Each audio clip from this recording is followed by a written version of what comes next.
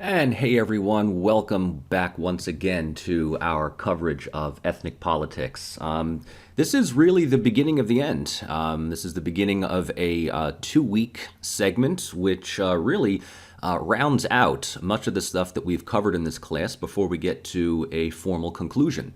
And so by that measure, we're taking a number of things that we've learned throughout this class: print capitalism, private and hidden transcripts, the role of group identity, collective memory, historical memory.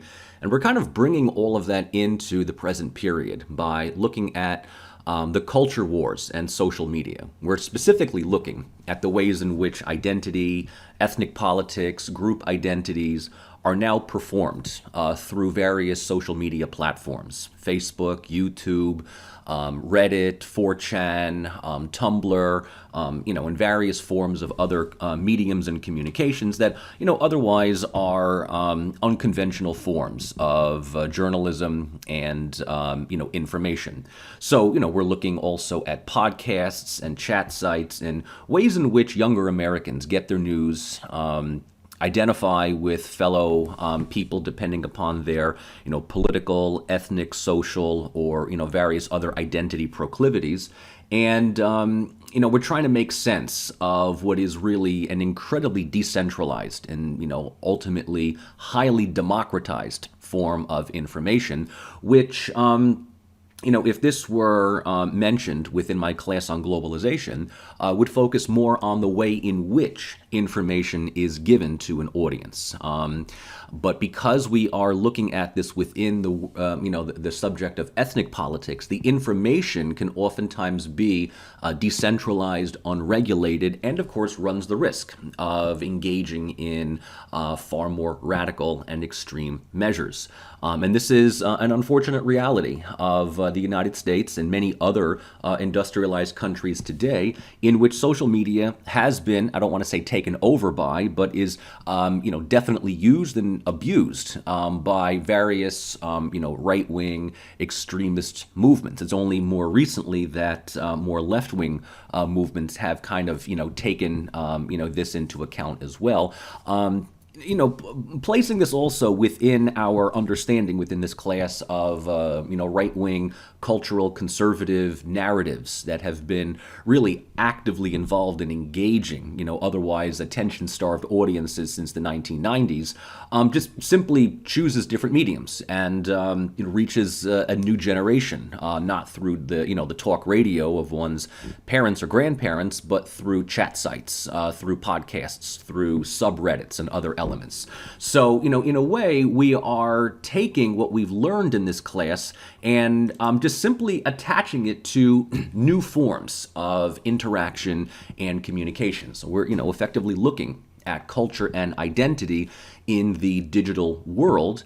And there's a number of really fascinating things about this, which oftentimes takes what we've learned so far and, turns a lot of these conclusions on their heads. We are looking really at studies of emerging, some would even say re-emerging, collective memories in the age of democratized information. I mean, if you want to kind of give a nice little TV blurb, a little description of what we'll be looking at this week and next, I mean, that's effectively it, right? The studies of various forms of subnational, unofficial collective memories in the age of democratized information. And what type of mediums are those? Radio talk shows, which from the previous lectures, really took off around the early 1990s. But even more so now, online social media, which, as I just said, is kind of the replacement for radio talk shows for younger generations.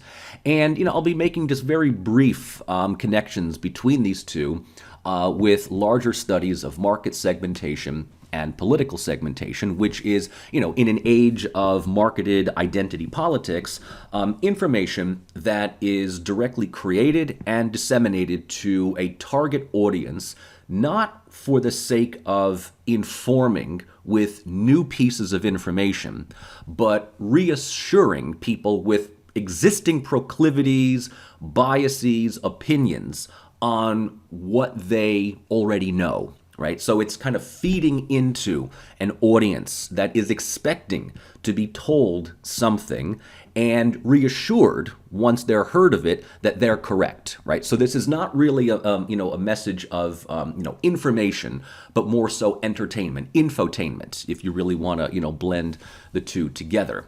And so, regardless of whether this is informative or whether this is just simply building on one's already existing biases and presumptions, we still note, very much so, the importance of memory and narrative in modern-day socio-political groups and organizations.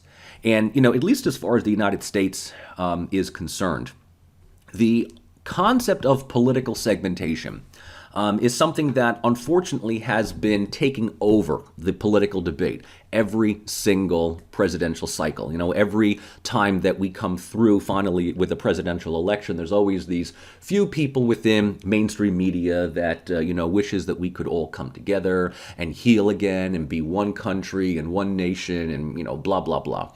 And that never happens. Not because Americans are forever divided, but because there's no money to be made in unity. There's money to be made in divisiveness. There's money to be made in podcasts and radio talk shows and syndicated, local, political news organizations and stations that feed into fears of the other, that feed into this type of, herd mentality that my side is better than your side.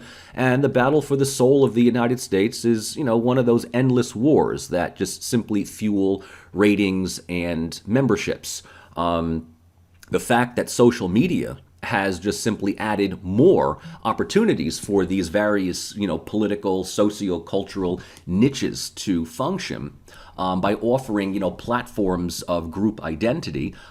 These place multiple collective memories in place to challenge and even counterbalance state-sponsored historical memory. So this is one of the other big things, is that, up until I would say about 10 or so years ago, our discussion of the role of institutionalized memory, from collective memory to historical memory, just kind of ended there, right? It was sort of a linear progression in which the state somehow takes a particular reading of history, a particular understanding of collective identity, and through its authoritative apparatus, through its monopolization of information and media and holidays and commemorations. And this doesn't necessarily have to be anything authoritarian or Orwellian. This happens in any country, any representative democracy.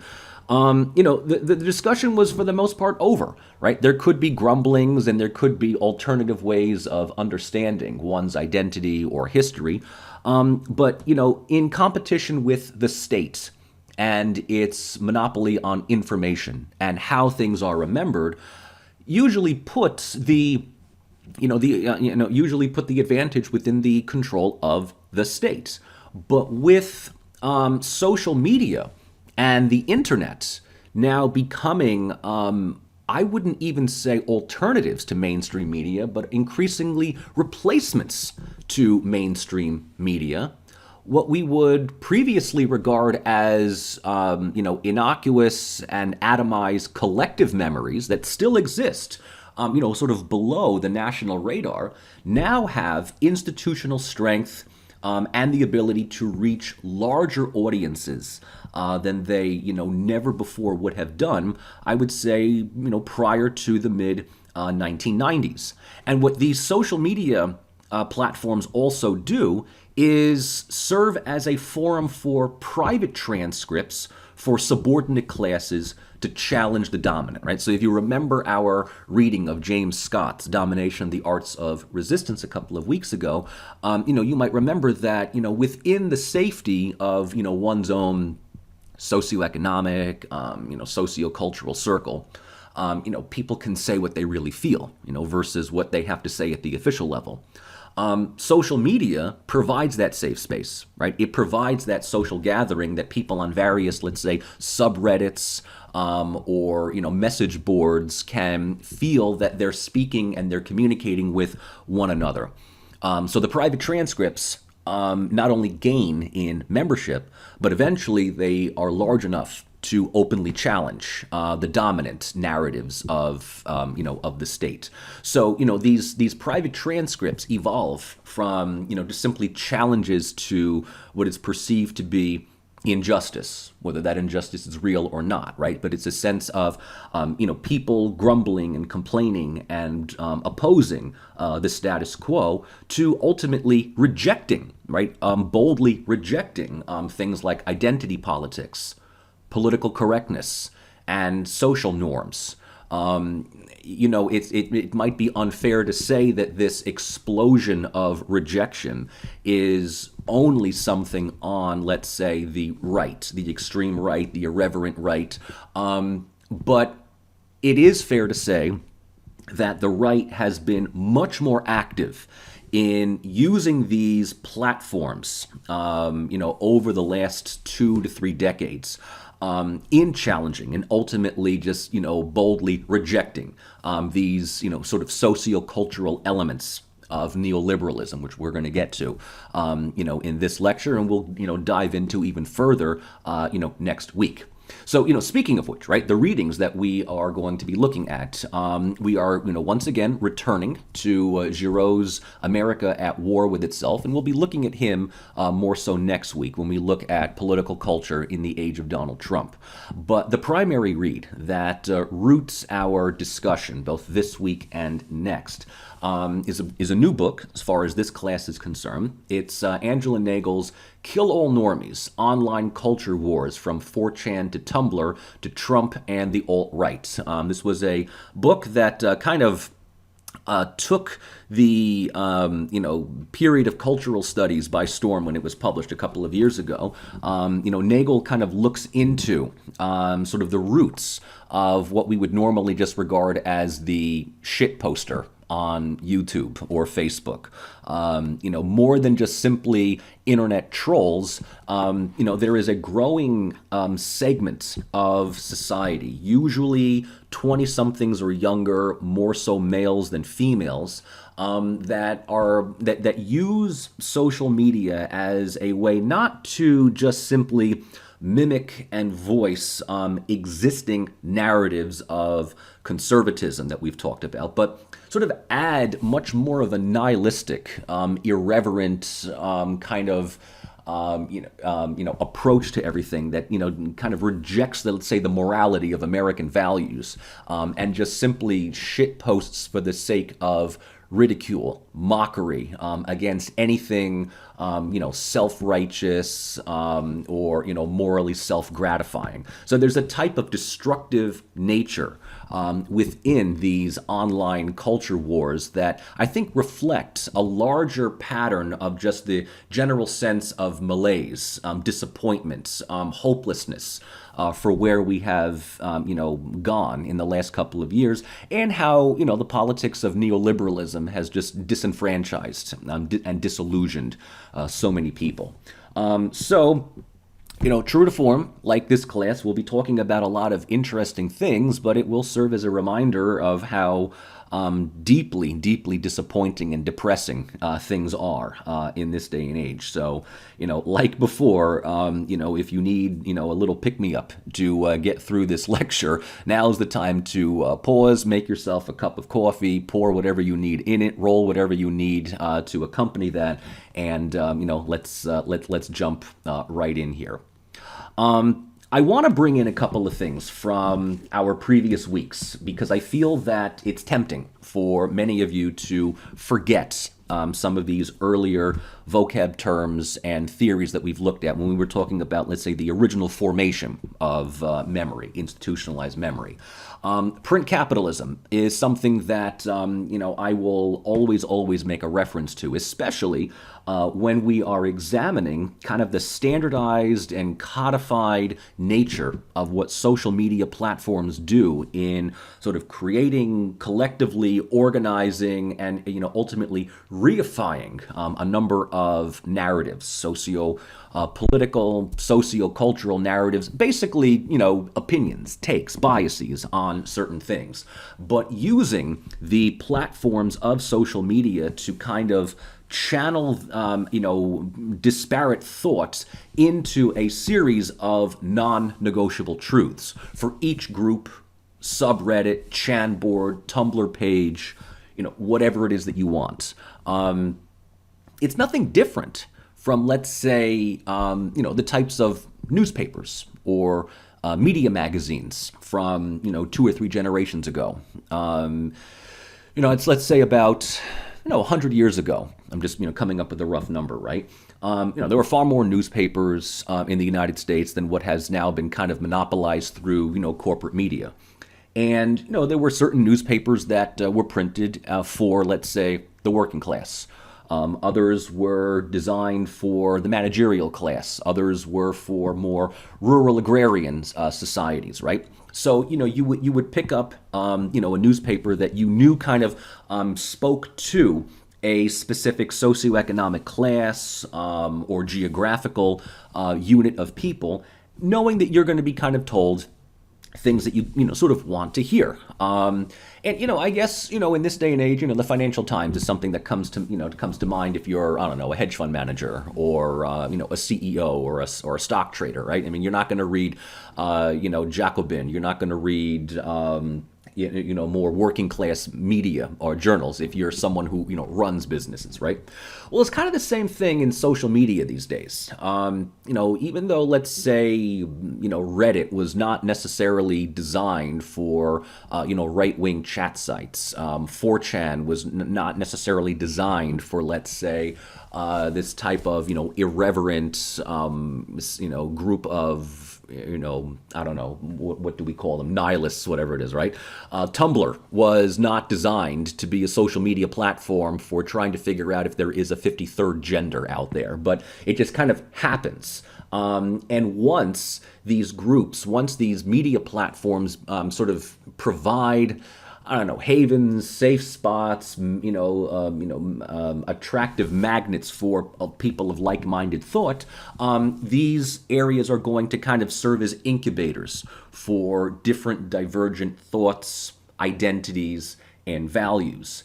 And again, all that we are looking at is just simply, old forms of culture are repackaged in new, models, new, symbols of identity. And probably one of the biggest representatives of this today, symbols, mind you, are memes, right? Memes as carriers of narratives and indicators of in and out group membership, right? And memes can be as, innocuous as, I'm sure that many of them, right? I mean, we can kind of go through, sort of a who's who and a what's what of memes these days.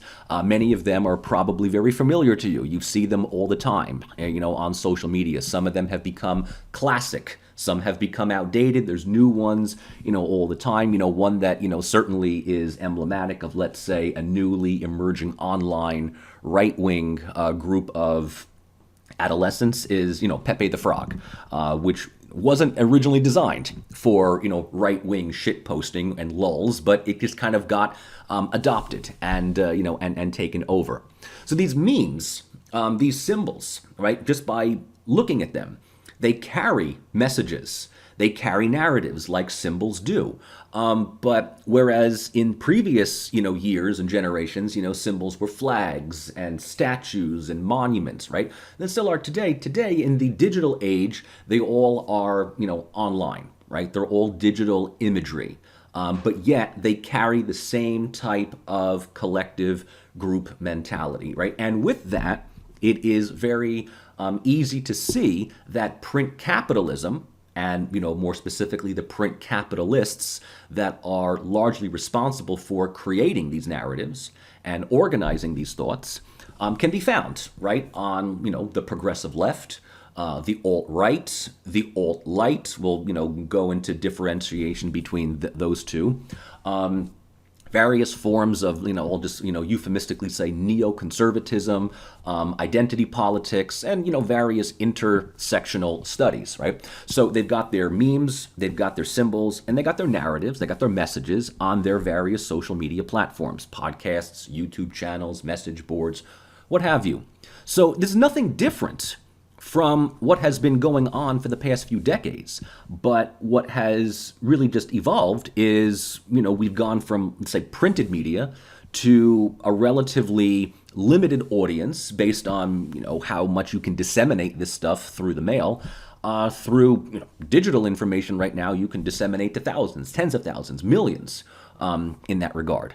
So it's nothing different except just the medium of information dissemination is just made it possible for audiences to be far more disparate, geographically dispersed, but be able to find common ground within these social media platforms. So it doesn't matter where you live, you can communicate with people from various parts of the country, but if you end up finding common ground on the same socio-political values or socioeconomic principles, suddenly you create this online army of group identity. You never even have to meet these people. You probably don't even know what some of them look like, but you find strength in these numbers, okay?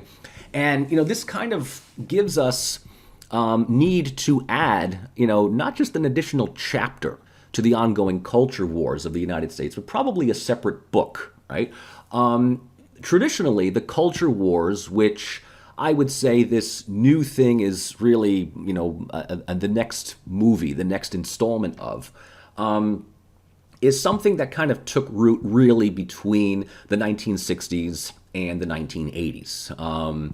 And, more so than just simply, protests against the Vietnam War, the boomers sort of came of age by the 60s, right? And these are, the first group of people that, really, had no experience with, depression, with war, with famine. The generation was largely born into an era of prosperity, wealth, plenty, affluence, the suburbs. But by the 1960s, right, and it's kind of funny for boomers today who are widely ridiculed for being just, old, crabby, cantankerous Trump voters who watch Fox News all the time because they just want to know where their country went. Many of them tend to forget, right, that back in the 60s, they were kind of, the radical upstart youth that challenged, at that point, conventional norms on values and freedoms, patriotism and morals, right? They're rebelling against their own parents, the parents of the Great Depression and the Second World War, and this idea of what does it mean to live in a society, like that of the United States. Obviously, things like the Vietnam War kind of provided this major watershed moment for many of them asking, why are we over there? And why are we propping up an unpopular government? And why are we fighting and dying for someone else's conflict? This, of course, meets with a nationalistic backlash, mostly from older Americans, but also from a segment of their own people saying, well, you don't question what the United States is doing. Right? We fight wars, we win, right? There needs to be unity. There needs to be some kind of, national sense of dedication, right? We don't question the purpose. We just, fight and we do what's best for the country.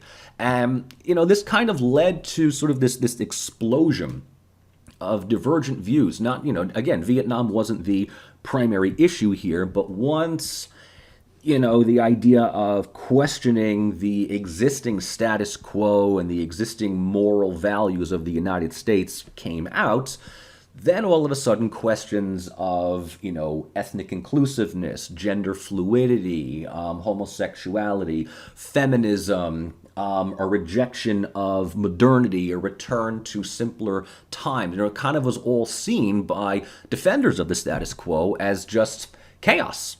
Just an absolute attack on this sense of national unity, strength, and collective identity, which, creates this response, which we talked about, sort of was like the second wave of this response in the 90s, right? The whole cultural, preservation, the Great Backlash narrative.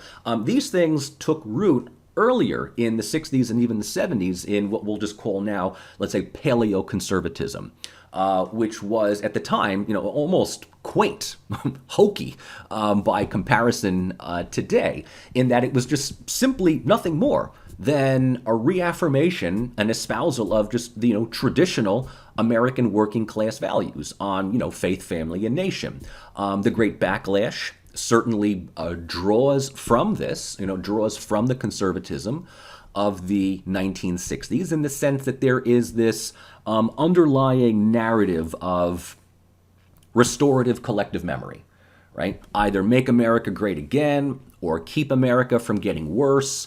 It is still a type of social conservative set of values, traditions, beliefs, and practices that, say what you want about the logicality of it. There is a there is a concerted effort to link national patriotism with some kind of religious morality, right? So it's just simply a way of keeping time-honored traditions and the alleged soul of the country from being further withered away, and if possible, re-strengthened, right, against the perceived dangers and the illogicality, right, of this euphemistically collective liberal left, right, which promotes individualism, bourgeois bohemianism, and more so later on, irreverent irony for things that are supposed to be sacred and off limits to ridicule and satirization. To that comes secularism, radicalism, scientism, which is seen as an attack on let's say the parochial values of traditional small town America. And if you're trying to think to yourself right now that these are very broad-based isms and counter narratives that you don't really get anything specific in, but you feel like you either like it or you need to defend against it. Again, welcome to competing narratives, right? Because we're not interested in being specific about what secularism means. We're not interested in being micromanagerial about what scientism talks about. Keep it vague as far as the narratives are concerned, right? And scientism is just simply an attack on traditional religious values of a nuclear family. Bourgeois bohemianism is, depending upon the decade, is either, the poor beatnik poet who lives in some crappy neighborhood in New York or San Francisco, or just, the pot-smoking hippie of the 80s that, throws his life away by just wasting it all on ganja. Or even today, the bourgeois bohemian is, the lazy millennial that does nothing but eat avocados, and maybe some toast with the avocados, right? Or, vegan cupcakes or whatever it is, right? So, these symbols represent people that are really just, extreme composite images of what we want the other side to be. So we kind of, safeguard ourselves, organize against, any further power encroachment, leverage that they have. And look, the thing even exists on the left, as well, where, even today, the Democratic Party still wants you to believe that your average Trump voter is some low IQ, knuckle-dragging hillbilly that, only remembers his name because it's on his name tag. That's about it. Whereas in many situations, many Trump voters are extremely rich, unbelievably politically connected, and even if they are working class, they got far more argumentative points to make than your typical brunch lib who's now just happy that happy days are here again because Biden is in office. But again, the culture wars are not meant to really understand the other side. They're meant and specifically designed to satirize, stigmatize, demonize the other side into thinking that those who identify as the opposite of what we are, well, they have to just be brain dead. They have to be absolutely irreverent to anything, because how could one possibly identify with that and get up in the morning, being completely happy? So, we kind of take all of that, which has been sort of this ongoing issue in the United States for, let's say, the past 50 or so years. And I want to bring it more so into the present period. And as I was thinking about this, as I was putting this lecture together, that, since 2000, there have been a number of what I would call critically important focal points, critically important years that serve as shatter points even for the, onward development of economics, politics, and even cultural identity. If 2008, 2009 was the big moment when many people realized that neoliberal economics, free market fundamentalism was just not working. And, many Americans, including those on the political, cultural right, were correct in pointing out that the biggest perpetrators of this country's economic downturn are those CEOs and, Wall Street executives that bankrupted their companies and still got bonuses and bailouts. Well, then what was carried into this growing sense of skepticism and, encroaching rejection of the status quo was the 2016 election.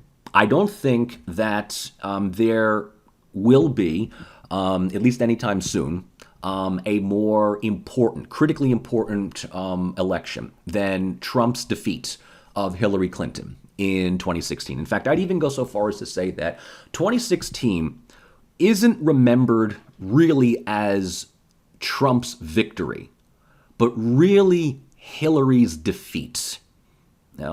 Like her nearly unobstructed run for the White House was all but planned the day after Obama won his second term in 2012, right? And it was already assumed that Obama's going to run this out and Hillary is just going to step right in, right? She stepped down as Secretary of State to basically start planning her eventual, road to the White House.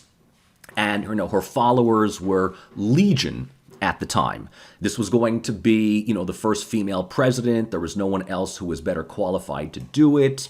And, I got to tell you is that in, different circumstances, she probably would have won had it not been really for two things.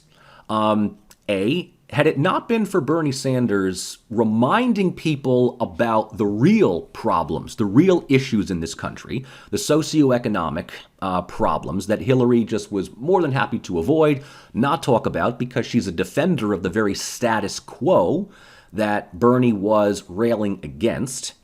But the second thing is that if it wasn't for Donald Trump, she probably would have won. If she had ran against any other do-it-yourself, dime-a-dozen Republican, Marco Rubio, Ted Cruz, Mitt Romney once again, I'm pretty certain she would have won. But Trump was able to tap into that same kind of rage against the status quo that Sanders also very successfully highlighted, but for completely different reasons. Right? And this is, hearkening also back to what we've discussed about populism, right? Both left-wing and right-wing populism are going to challenge the existing status quo. The status quo was what was on the chopping block in 2016, right? The status quo of neoliberalism. Whereas Sanders talked about the need for increased minimum wage, universal health care, a transition over to renewable energy, the empowerment of unions, holding Wall Street executives accountable for their, paltry, horrible, mismanaged actions. Trump was able to kind of take all of that and simplify it to such a degree of saying, make America great again, build a wall, kick out all the immigrants, and just, make the libs cry.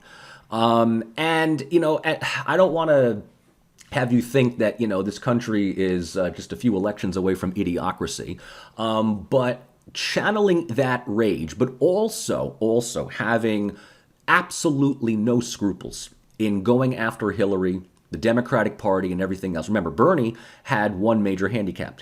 He could not go after Hillary Clinton because he didn't want to be seen as being an internal disruptor. So he needed to reach out to the Hillary voters that, more often than not dismissed him, first as, an innocuous oddity, and then as, effectively a spoiler that's preventing her from her rightful presidential victory. Of course, the fact that her party went overboard to not only demonize Sanders, but to also elevate Trump to be her opponent as kind of like the show horse for her to beat, and then ultimately for her to fail in beating, gave us where we are, right? 2016, the Interregnum. This is the sort of the long-winded introduction to what I'm trying to get at. 2016 was, in my opinion, and I think it still is, the end of the neoliberal hegemonic order within the United States. Don't get me wrong, neoliberalism is still alive and well, and it is trying to be resuscitated in whatever it is that we're being told the Biden administration happens to be.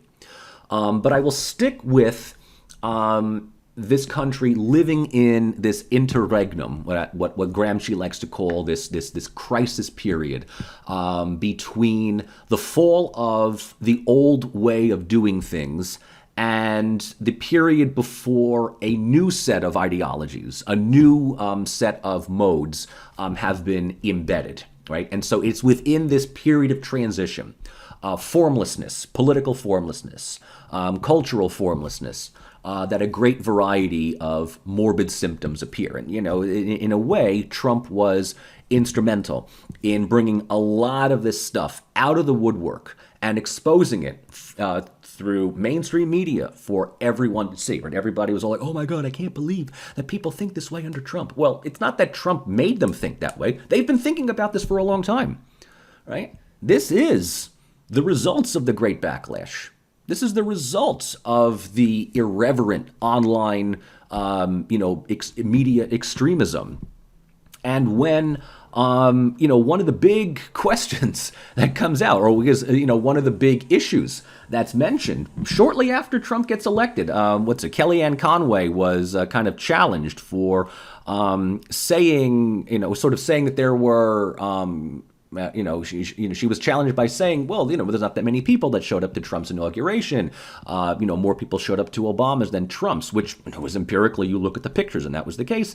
Her answer was, well, that's an alternative truth, right? An alternative fact, something like that, right? Alternative facts, alternative truths. And if you're being told something that you don't agree with, you just simply disregard it as fake news. It is the ultimate way, it's the ultimate form of internet shitposting, because you effectively recuse yourself of even having to, look at, even dignify any kind of criticism by just simply saying, well, I don't believe what you say because you're from the media that demonizes us anyway. So you're going to, hit us with gotcha moments. You're going to make us out to look weak and stupid. And I don't need to dignify that. And just by simply saying that, you kind of leave mainstream media with their mouths open saying, well, how do I respond to that? Right? I mean, this is what we've effectively been examining since 2016. What is truth these days? And the minute that mainstream media, New York Times, Washington Post, CNN, MSNBC, goes out of their way to advertise to people that we are the voice of the truth, I mean, that just plays right into this pre-existing group of online irreverent extremists, right-wingers, satirists that say, if you have to now tell me that we are the voice of the truth, that's propaganda, right? So in a way, the interregnum is really a way in which the public increasingly disregards and rejects what was previously non-negotiable, what was hegemonic, right? This is basically what the interregnum is. It is the end of neoliberalism, if not as an economic model, definitely as a socio-cultural model, as state-sponsored political culture. And, as I said, it doesn't mean that it's completely discredited. It's just now no longer taken for granted. And what is replacing it are a series of various populist movements on primarily the right, But, because of, I really think the Sanders movement in 2015, 2016, a late to the game mobilized, numerically smaller, but still very actively there, populist left, right? We kind of see the rise in membership in democratic socialism, or just people that even go beyond democratic socialists and identify as socialists. Right? Younger Americans today are kind of now looking in a leader what they want someone like FDR. They don't want Ronald Reagan. They certainly don't want Barack Obama or George W. Bush. They want someone who is basically going to be the next Al Smith. And if it's not Bernie Sanders, it's got to be somebody, on the progressive left-wing side, right? Someone that is going to advocate for universal health care, empowered unions, an increase in minimum wage to at least $15. But even that's now becoming scrutinized because $15 can't, pay the bills in some areas. We're talking about people that are widely regarded as, disastrous to the current American status quo.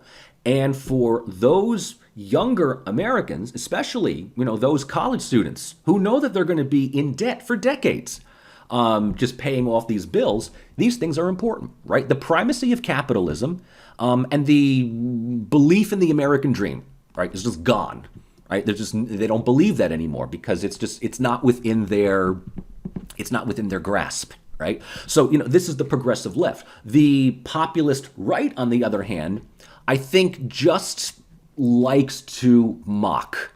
They like to point out the shallow hypocrisy of, liberals, congratulatory, media icons, people who believe of themselves to be, paragons of virtue that, they still have their audience. Right? They still got their audience. They still got their people that, absolutely love Obama, love Oprah, think that Jill Biden is just absolutely stunning and brave or whatever it is. And these, are people who are more or less likely to just kind of engage in, I don't want to say destructive content, but just simply point out how just unbelievably full of shit all of these people are, right? So it's kind of transition from what I call Buick conservatism to Hummer conservatism, right? Buick conservatism are, that's your grandfather's conservatism, right? I drive a Buick because it's an American car, and it espouses and it symbolizes a time of American greatness, long before, Buick, who drives Buicks these days? Old people drive Buicks, right? Hummer conservatives are, I'm going to buy a Hummer because it's going to make a whole bunch of tree-hugging hippies cry. I'm going to buy a Hummer simply because it's a gas guzzler. It runs over small little animals. It blinds people with their LED lights. It's just simply a way of saying F you to everyone out there trying to tell me that I need to live within my identity and check my privilege. Well, that's what I am. I'm white. I've got money. I live in the suburbs. Fuck you, right? So in that way, I'm going to completely reject, right, the socio-cultural norms and just get out there and be as irreverent, as in your face, and as annoying as possible. And even better, if I can put a big ass, car dealership size American flag with the Blue Lives Matter flag on there and the Don't Tread on Me flag. And it's like, I don't live in some mountain, village here. I'm from the suburbs, but you know what? This shit annoys you. So great. That's exactly what I'm going to do. This is a great example of a rejection, right, of these political, social, and cultural norms, right? It's a form of cynicism, mockery, in an age where, ideological hegemony has been lost in this new Gilded Age. Now, in previous lectures, I've kind of mentioned that, this type of conservative backlash is oftentimes targeted towards liberals, Democrats, urban-dwelling elites, for the sake of upholding some kind of composite image of, traditional America. A lot of this has to be blamed on Republicans, right, for voting for and upholding economic principles of neoliberalism that ultimately disenfranchise, impoverish, and, well, for lack of a better term, destroy, right, large parts of the country. And yet, once again, right, here is the big paradox that people need to remind themselves on. The conservative response, whether it's more traditional or this new type of irreverent, these are happening in an era in which, right, a new Gilded Age makes wealth, power, and affluence available only for a very, very small group of people, while basically making it all but impossible for anyone else to ascend that social ladder. But rather than going after the Mitch McConnells and the Ted Cruzes and even the Mitt Romneys for changing the economic system, for changing the tax system, for basically empowering a very small group of people, knowing full well that they will ultimately ruin the lives of millions of others, instead of going after McConnell, the response is to go after the virtue-signaling identity politics warriors like Nancy Pelosi or Chuck Schumer or Dianne Feinstein, or increasingly now AOC, right, who is still regarded as an outsider and a rabble-rouser by Pelosi, Schumer, Clinton, all of these old paleo-libs. But as far as the, irreverent right, I mean, she is now like the new punching bag for a number of reasons, right? She's female, she's Latina, she's seen as, completely and utterly stupid and ditzy. When you ask them, well, how is she dumb and ditzy? They don't give you a reason, but they just want you to believe that she's dumb. I mean, I've had a number of people that's like, oh, I can't stand her, she's so stupid. I'm like, well, what makes her dumb? And they just kind of look at me and they're just like, well, if you don't know, then there's no point in me telling you, right? She's just AOC, Ilhan Omar, again, even worse than AOC because she's Muslim, right? So in this sense, right, there is this rather strategic directing of backlash and opposition away from the very people that ruin the economic system for the country and towards the virtue signaling liberals who, look, I got to tell you, Schumer, Pelosi, Feinstein, and others, yeah, they're horrible neolibs as well. They're basically corporate Dems who thumb their noses at the working class, and the best thing for them would have been if Bernie Sanders never existed, because how dare he point out all of the hypocritical problems of the Democratic Party.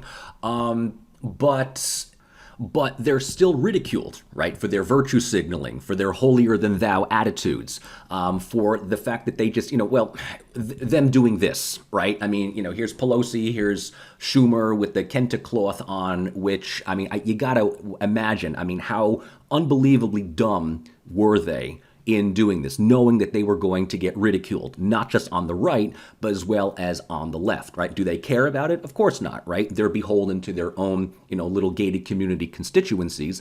And as such, right, as far as the right is concerned, I mean, this is effectively what deserves to be ridiculed, mocked, and just ultimately rejected. So that, that kind of leads us to examine the narratives, the new emerging narratives of what are sort of collectively called the Alt-Lite and the Alt-Right. Oftentimes they're lumped together. There's sort of more of a tongue-in-cheek sense of broad-based painting of all of this type of online right-wing rhetoric as alt-right.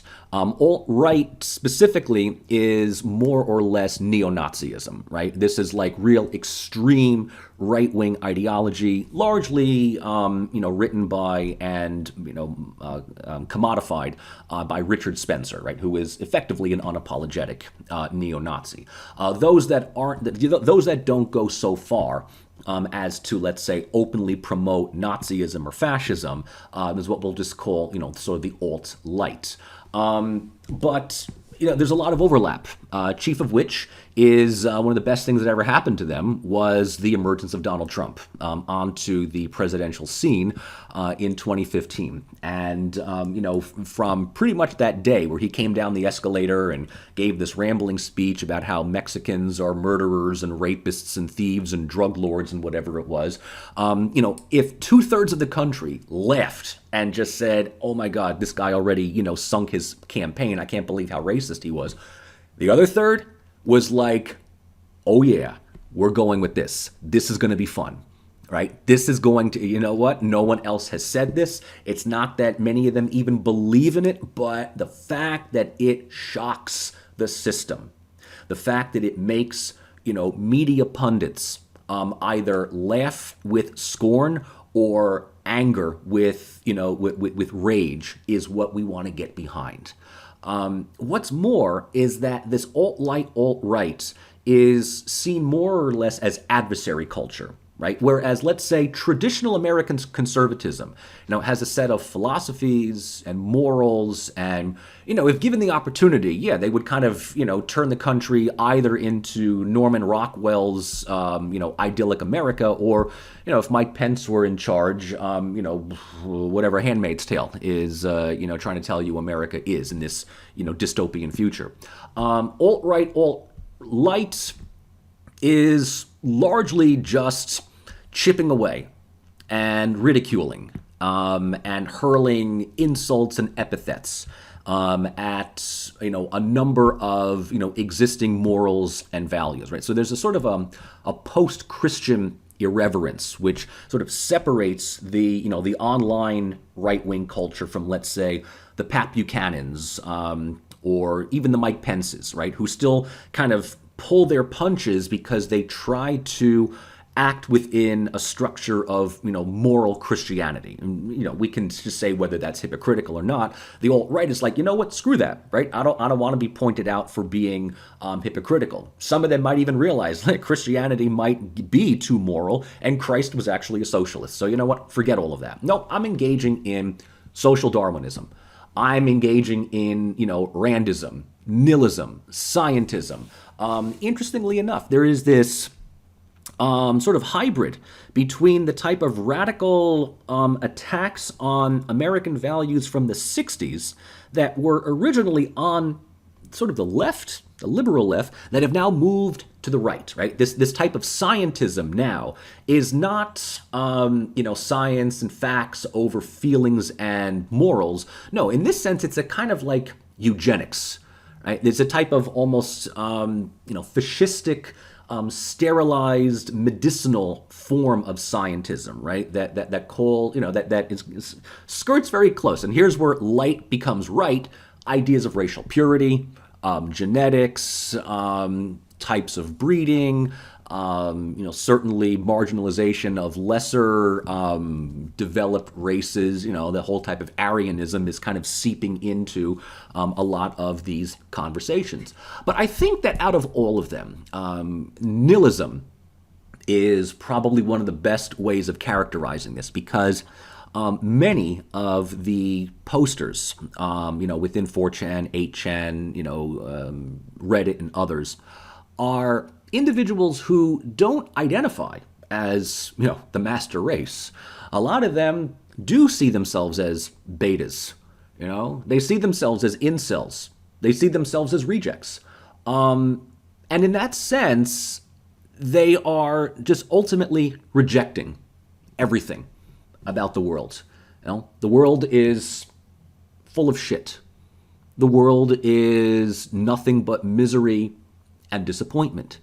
And therefore, if there's nothing to live for, if there's nothing to aspire towards, if everything is, up against us economically, socially, morally, whatever, then we might as well just enjoy destroying as much of the world as possible.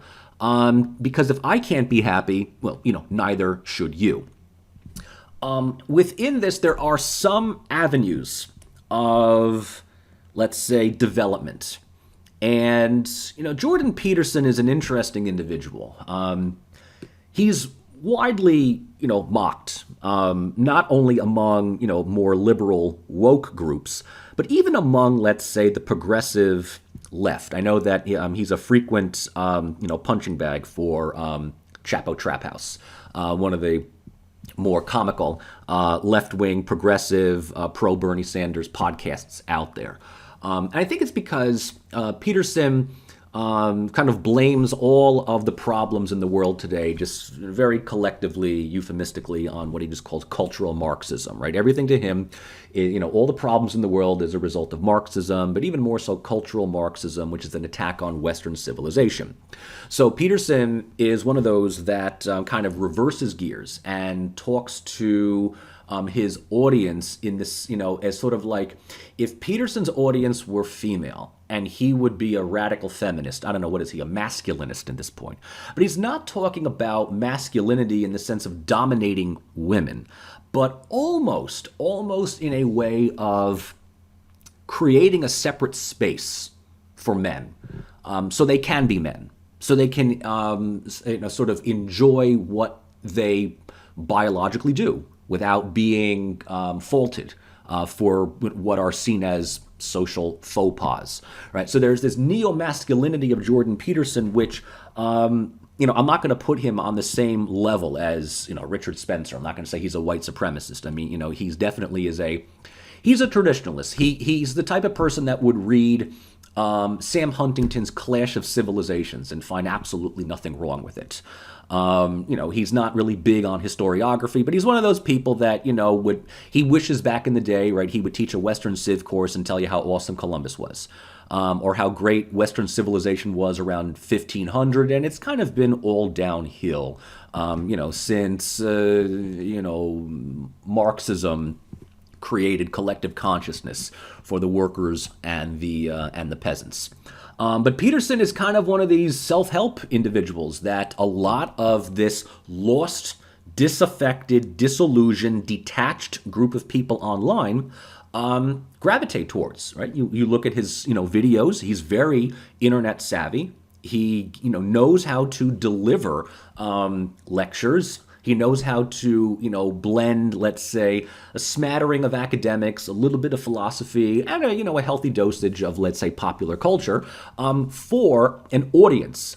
And the fact that he has, sort of marketed himself as an academic that is now talking to the public, this is also an interesting thing, right? Within academia, if there is still this stigma that if you have your academic credentials, but you don't publish in academic journals or behind academic paywalls, you're kind of seen as a sellout, to the discipline, which I think is one of the dumbest things out there. I mean, it's just sort of like, well, what's the point of, writing an article in a peer-reviewed journal that no one reads, let alone hears about? Peterson, on the other hand, kind of has these, podcasts where his audience is not necessarily the most academic, but he's got an audience. He's got a following. And, one of his narratives are, weak men can't be virtuous. In order to, gain some sense in your life, stop feeling guilty about being a man. Stop feeling guilty about being, cisgender or heteronormative or whatever it is, right? That's who you are. That's how it's always been, right? So there is this sense of, scientism that's like, well, this is procreation. This is just what you have to do. And if women are going to reject you, well, then live on your own and be in charge of your own life. Take care of yourself and reject this. Reject them. Who cares about them?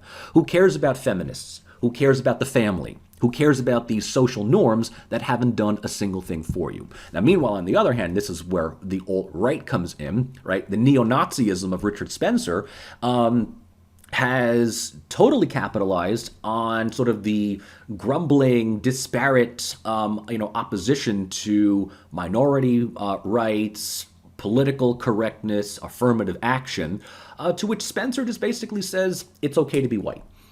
If there can be black pride parades, there should be white pride parades. If there's Black History Month, why isn't there White History Month? And of course, he knows that these are provocative statements to make, but he's waiting for the typical liberal response to not argue with him, but to just simply say that he's a racist and shut down his talking points, to which, and this is a tried and true tactic of the right, they will then turn to their audience, and this has been the case with conservative talk radio since the 90s, being shut out of the discussion by the very people who constantly beat the drum of free speech and political rights and civil liberties, shows how hypocritical the liberals are. Who are the real fascists?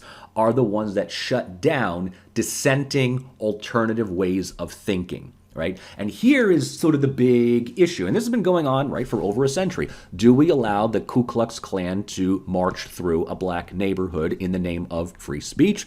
Or do we say, fuck you, shut that shit down, no one wants you? If we go yes, do we give them now credibility? Do we give them a platform? If we say no, do we somehow jeopardize the very elements of free speech that we are talking about?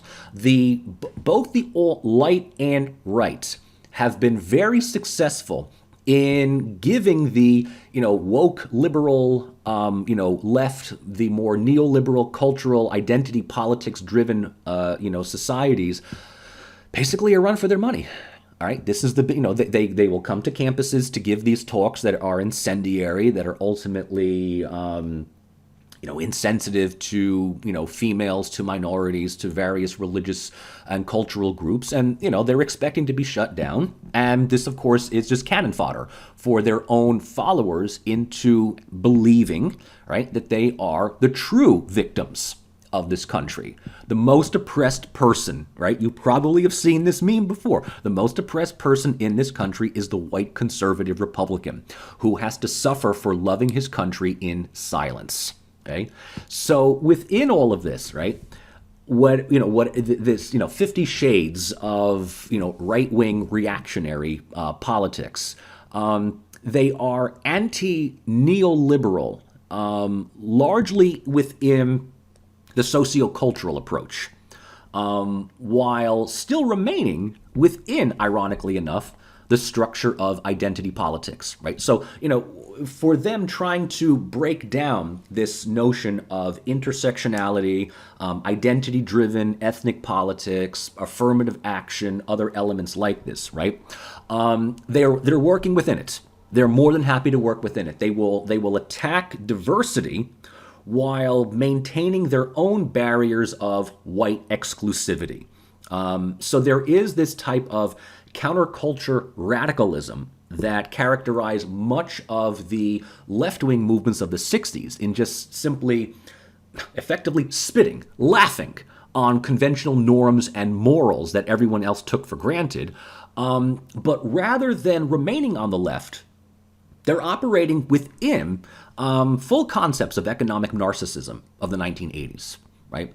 So by, mocking things that are supposedly off limits, but doing so within an idea of, yes, we're white, we're affluent, we're rich, we're smarter, we have better qualities than all of these other minorities, it is very much a neoliberal thing.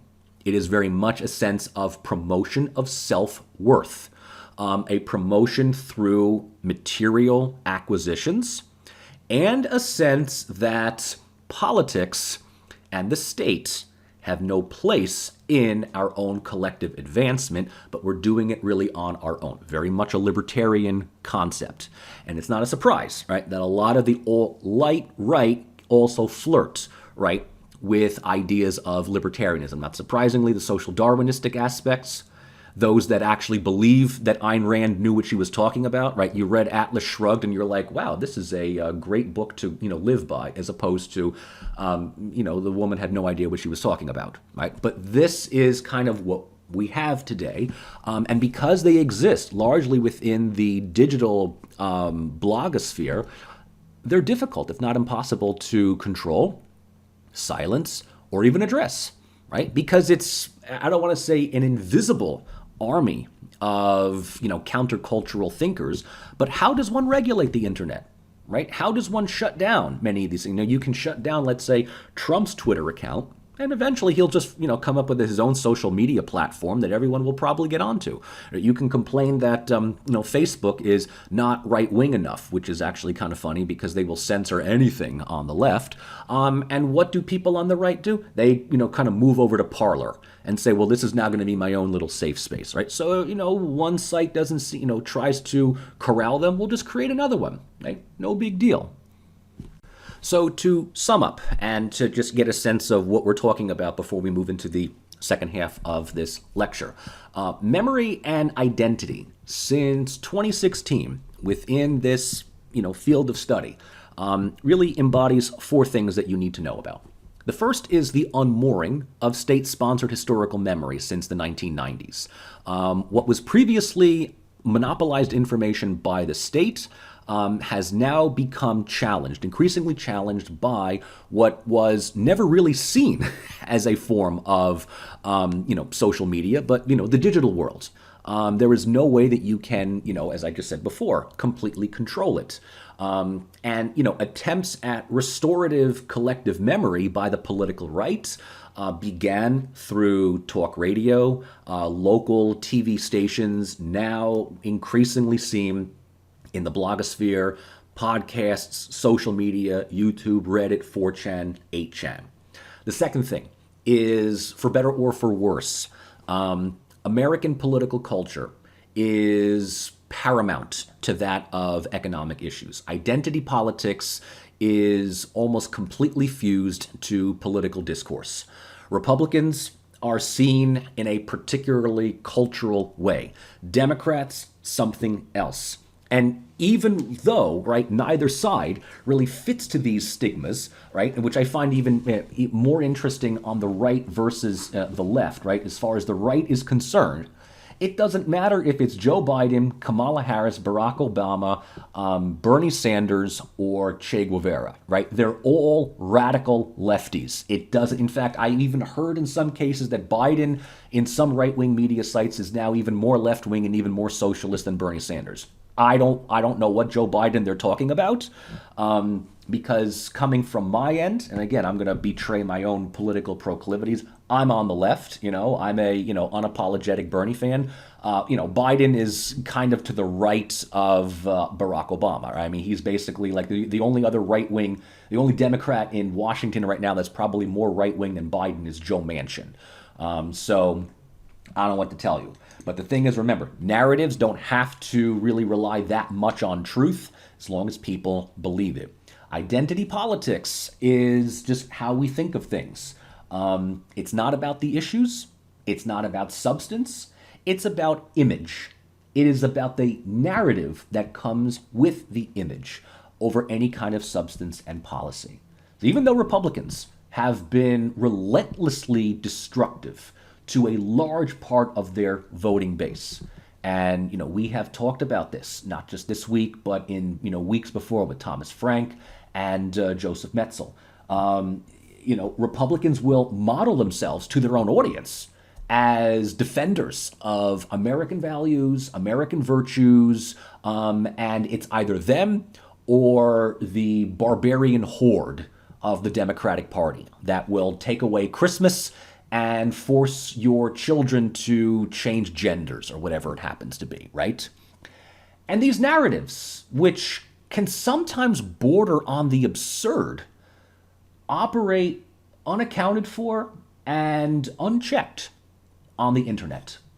I follow a number of Facebook groups that make fun of these types of memes and narratives on both the right and the left. There's one that I follow called, So This is the Right's Fabled Understanding of Politics.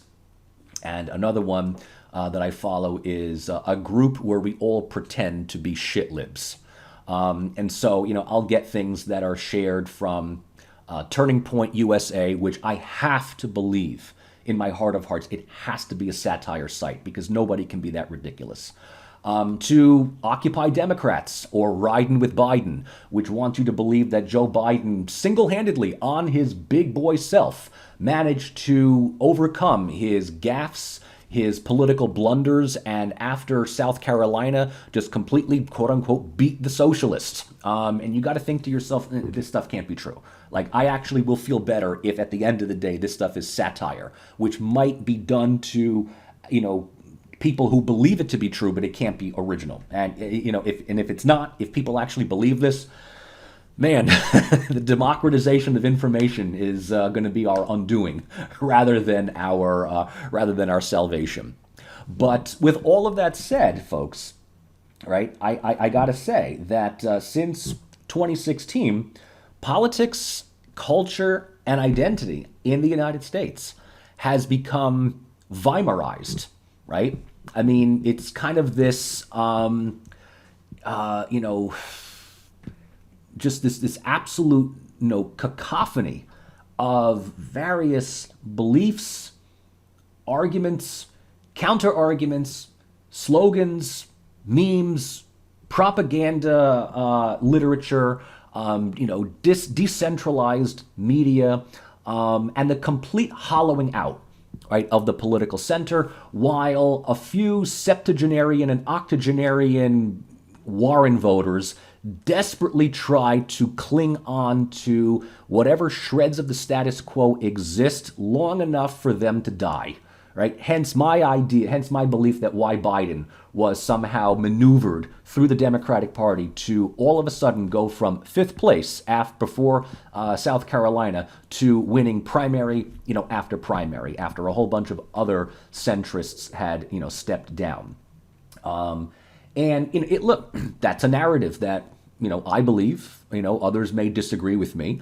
But the fact that we have literature, social groups, podcasts, seminars, studies, whatever it is that you want on everything. And I'm even talking about people that think Bernie Sanders is too much of a sellout versus all the way to the right who believes that Donald Trump is not the savior of this country. He's just simply the forerunner before Tom Cotton, like an honest-to-God fascist, really comes in.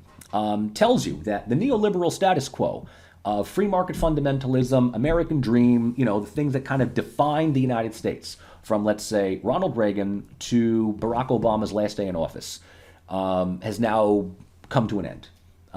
Again, it's not dead as an ideology.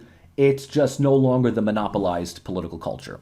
And that is something that I think will continue into the foreseeable future. I mean, the idea that Biden is somehow going to bring back the good old days of the Obama period can only be believed by people who were not affected by Trump coming back into office. And even those who were, horrible brunch libs that are so happy that Biden is back, they made money under Trump.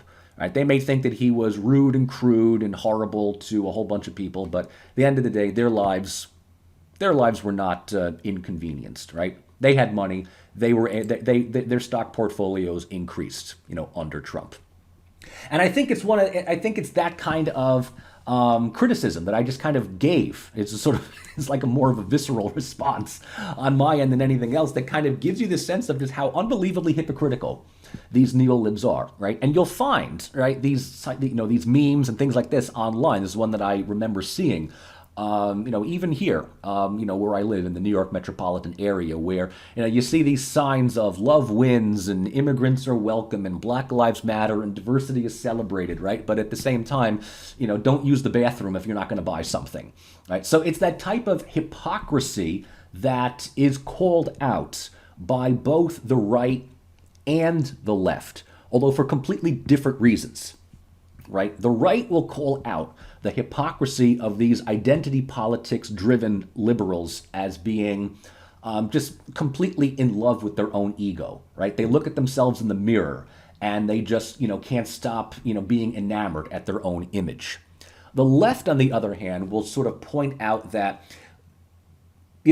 calls for diversity and Black Lives Matter and, disabilities and love wins and no love, and not hate, whatever it is, has absolutely nothing to do in the economic world. And God forbid you should, open your doors to someone who just needs to use the bathroom, or you're going to throw food out at the end of the day rather than giving it to a, homeless shelter, or just allowing people with less means to, buy stuff that's about to go bad or whatever it happens to be, right? So at the end of the day, you're still individual driven. You're still in love with your own sense of self-worth. You're just happy that you live in a neighborhood where you can go to brunch and you're not going to be accosted by somebody asking you for a few dollars so they can buy a muffin. And so in that case, there is this attack on this status quo, as I said, from the right and the left now through social media platforms that they otherwise would not be able to use, would not be able to get their voices out on places like MSNBC, CNN, New York Times, LA Times, Washington Post, right? These are still the bastions of the status quo. And, you can kind of read the opinion pieces of all of them, and they are basically beleaguered. They're besieged, and they want you to believe that someone like Mike Bloomberg would do better for the country than Bernie Sanders because Mike Bloomberg doesn't believe in helping out poor people. And when, op-ed writers like Tom Friedman or Nicholas Kristof want you to believe that just because we have a female person of color in the office of the vice presidency, that this country just automatically got better, regardless of opinion or substance, you begin to realize who believes this stuff anymore. Right? I don't care what gender you are. I don't care what skin color you are. I care about how you're going to govern. And if you're still in favor of locking up poor people for possessing marijuana, guess what? A POC can still be a POS. Right? You can still be an asshole in a wheelchair. That's the whole problem with the neoliberal sense of entitlement, right? Diversity does not exonerate you from being a jerk. And whether this criticism is coming from the right or the left is sort of irrelevant to the New York Times op-ed section. It's just simply seen as an attack on American values. And most likely you're being paid by, Russia to undermine the security, right? And so, all of this that I've been hinting at, describing, gives us pause to understand that we are living, since 2016, as I've mentioned, in a period of political and cultural formlessness. Right? This is getting more, to get more academic here. Formlessness is when the taken for grantedness, the stuff that we've just accepted as is for all this time, without even thinking about it, is no longer assured. Right? When the taken for grantedness is no longer assured, new ideas, unconventional philosophies, new solutions, and a general mockery of the status quo gain saliency.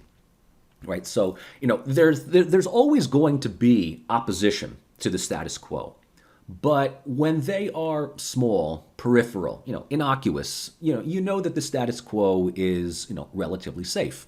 When opposition begins to gain in numbers, become viable political alternatives, and people think to themselves, well, why not? Because in many cases, these alternatives might actually be better to what we currently have. Then the status quo doesn't have long. It really does not have long to live. And I don't want to add any more pessimism here, but the 2022 midterm elections next year may very well prove how tenuous the status quo actually is. If the Republicans are able to retake both the House and the Senate, then it is, clearly a rejection of this, alleged Biden-era restoration. And I guarantee you, the Republicans are not going to distance themselves from Trumpism. If anything, Trumpism may very well save and strengthen the Republican Party. So, and just kind of, think about that, for a moment. And this will effectively happen. This will almost assuredly happen if this status quo of, urban-based, identity politic-driven woke liberals continues to engage in moral self-flattery and performance politics, right? If there is just this, unfounded adulation for Kamala Harris and Jill Biden and Nancy Pelosi and, a whole bunch of people that, are being praised for the sake of that they're on our team, rather than what they actually do. I mean, this is no different from the Republicans, don't get me wrong. But just the ability of satirizing this moral self-flattery is much more likely to happen, especially when nothing really gets accomplished beyond a few, performance politics here. Right? We talk about, ending detention centers at the border. These detention centers have grown in numbers. There's more people in these so-called concentration camps under Biden than Trump. But we just don't talk about it because it's not convenient. Under Trump, we can talk about the plight of children separated from their parents. Under the Biden administration, same things are happening. But the very media outlets that were lamenting this are now suddenly silent because it's just not expedient to criticize the Biden administration because what, you want the Republicans to win? This is not unnoticed, right? And of course, every time that there is some kind of hysterical liberal call out for this against these criticisms, it only gains strength and membership. Not just among the left, but more so, I have to say again, on the right. Why? Better organized, better funded, and just has been in this game a lot longer than the left has. So it's within this period of formlessness that we just see an explosion of, previously existing private transcripts on public social media. Right? They might be hidden behind some degree of anonymity, but there's a lot of times, right? People have no problem putting their names to their Facebook comments, their Twitter posts, their YouTube channels. In many cases, they don't really care. They know that they have the strength in numbers. They've got the audience. They've got the likes. They've got the comments. They've got the following. And if all that they do is, ridicule the socio-political and socio-cultural elements of neoliberalism, which is oftentimes attributed to the liberal democratic elements, the Nancy Pelosi's, the Chuck Schumer's, the the mid-range, the Barack Obamas, the Michelle Obamas, right? Not the not the left. And again, the left is sort of atomizing once again, and without Sanders, I'm not exactly sure there's going to be someone to pick up the slack here. And no, it's not AOC. She's actually becoming quite disappointing of late in sort of chiding some of her more lefty audience in criticizing Biden, stuff that we just talked about as well. But when as long as there is political correctness to mock, identity politics to ridicule, feminism, cultural feminism to just, rail against. And, this miscellaneous junk drawer of cultural Marxism that, I guarantee you most people don't know what cultural Marxism means, but they like the term. It sounds official. It's kind of like your average Fox News watching relative, friend, whatever it is that, whenever you want to talk about the problems of socialism, they'll just bring up Venezuela. It's like, ooh, there's a vocab term that I've learned, right? Forget the fact that Venezuela's biggest problem is a rentier state, not socialism. Forget any of that kind of stuff. It doesn't matter, right? These are talking points. Even the words, even the terms can be symbols. Cultural Marxism, cultural feminism, right? 50 different types of genders, gender fluidities that we must now take into account if we are to be seen as inclusive and accepting of today's society. And if you're against any of that, even the slightest degree of hesitancy against transgender identity, well, then it's your problem, not the one that apparently walks into the wrong bathroom. It's your problem for being unaccepting. It's your problem for placing your own economic well-being over the diversity and the inclusiveness of the marginalized, right? It's your problem as a beleaguered coal miner of West Virginia or a struggling business owner of Kansas or Missouri for not thinking about the complete emancipation of transgender identity before you start gravitating towards political arguments in trying to keep your business afloat because you might actually be intolerant. If you're intolerant, we don't care about your business.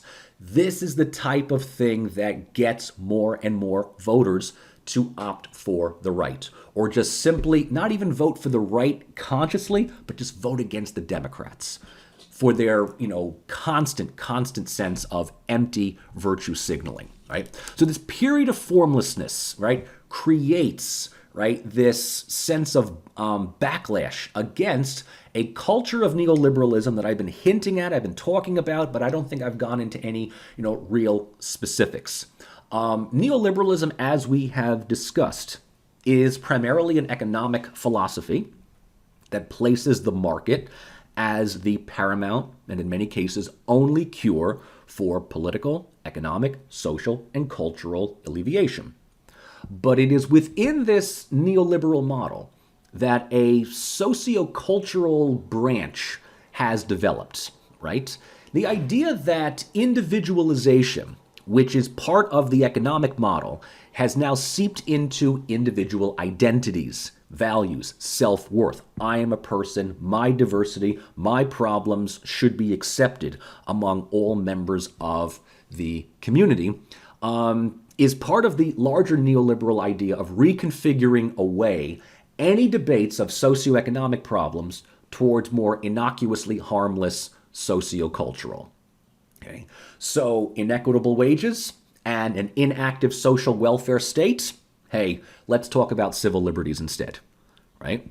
Lack of any kind of communitarian activism, hey, self-help consumerism will be your answer. Self-help books, go to yogas. Can't go to yogas, go to spin class. Can't go to spin class, go to Pilates. Can't afford any of that, your neighborhood must be intolerant and not woke enough. Wait for a Whole Foods to, build itself around there, and I guarantee you'll be seeing a lot of people walking around with rugs. Some of them are going to pray 5 times a day because that's what we want in our diversified neighborhood, and others are yoga mats. And they're making their way towards a gentrified park, which used to be a dilapidated warehouse district. Forget the fact that all the industry has now gone overseas. Forget the fact that a working class community remains effectively priced out of this new gentrified neighborhood of Brooklyn. A whole bunch of people named Cassidy, Kaylee, and Braden are going to be going to yoga overlooking the East River. That is a sign of wokeness. Yes, that's absolutely, positively wonderful. And while this is happening, we embrace otherness. We embrace diversity. Now again, there's absolutely nothing wrong with diversity and otherness. And there are a number of people who, go through the cultural conservative narrative thinking, I'm not racist. And for the most part, they're not, right? They don't really care. But in this sense, the type of neoliberal embrace of diversity reduces identity to marketable brands, right? Brands that sell ideas without addressing any of the underlying problems of inequality, poverty, and civic withdrawal. So cultural neoliberalism will want you to include, right, the African American, the Latino, the Asian, the Middle Easterner within your neighborhood. But neoliberalism also wants you to believe that all of these minorities are somehow impoverished, disadvantaged, largely because of white voters. And so we identify their existence, but we also want to believe and we want to keep them somehow disadvantaged, secondary, because they need our help, the good white people, right? They need us to speak on their behalf, right? So it's this type of reverse sense of, I would almost say, like a different type of white man's burden, in the idea that we need the white professional managerial member that goes to yoga and goes to brunch, but also has to put a Black Lives Matter sign in their storefront window. Okay? That is the biggest element of promoting racial inclusion since the March on Washington in the 1960s. Okay? And this is largely promoted, right, within, Nagle argues, the Tumblr universe, right? So if, 4chan and 8chan are where all the right-wingers go and talk about what they, would like to do, the Tumblr universe is, when we're not, discussing a third, fourth, or 17th gender, we're talking about whether or not the white person is beneficial or just completely detrimental to the alleviation of poverty among African Americans. Forget the fact that we're not talking at all about class. We're not talking about income. We're not talking about economic mobility. We're staying almost entirely within, right? Entirely within identity politics. And any kind of criticism of this identity politic driven narrative is going to be rejected outright as racist, sexist, misogynistic. These are the groups of people that will look at the right and just simply poo-poo them, dismiss them, as Hillary called them, a basket of deplorables, which probably was one of the nails that sealed the fate of her campaign, by just simply dismissing all of these Trump voters as just a bunch of, idiotic, slack-jawed, local yokels. It ultimately proved, what the great backlash narrative has been talking about for years, and it couldn't have come from a better person, Hillary Clinton, who is, the woman just comes with 25 to 30 years of political baggage, right? She's the only Clinton that's demonized more than Bill. So for her to basically call her political opponents' voters deplorables, that was just like, you couldn't have asked for anything better. You couldn't have asked for a single, because it just proved to them just how out of touch, how elitist, and how utterly dismissive she was of people whom, in their own minds, saw themselves as virtuous, hardworking, and traditional. And the very same people who are going to castigate the right are going to look at the emerging political left that don't engage in identity politics, but talk more about economic class conflict, as Joy Reid, another mouthpiece of the status quo on MSNBC, referred to as toxic Bernie bros. Right? Toxic Bernie bros, right? If you're a fan of Bernie Sanders, right, you are somehow misogynistic, you're anti-feminist, and if you are female, right, Gloria Steinem mentioned this, right? Why are there so many females supporting Bernie? Because according to her, immutable, inestimable, assessment, that's where all the boys are. So they're just hanging out with, Bernie's crowds because they want to get a guy, as opposed to be a strong, independent female. And, you hear this and you think to yourself, how in the hell has the status quo lasted as long as it have? Oh, that's right. Social media has only been a thing for the past 10 to 15 years. And when you realize how unbelievably weak and how little of an argument the status quo, the neoliberal status quo has, you realize how easy it is to undermine its credibility and attack its positions, which were largely based beforehand on just the lack of political alternatives. So again, a period of cultural formlessness gives one the opportunity now to openly challenge previously unassailable beliefs, practices, and state-sponsored political cultures. But I need to emphasize again, right? The right has had much more of a success and are much more active in this type of backlash than the left. Beginning with conservative talk radio in the 1990s, and I have to, give credit where credit is due. Rush was one of the big pioneers that used his airtime to openly rail against political correctness, right? He was, anti-PC from the beginning.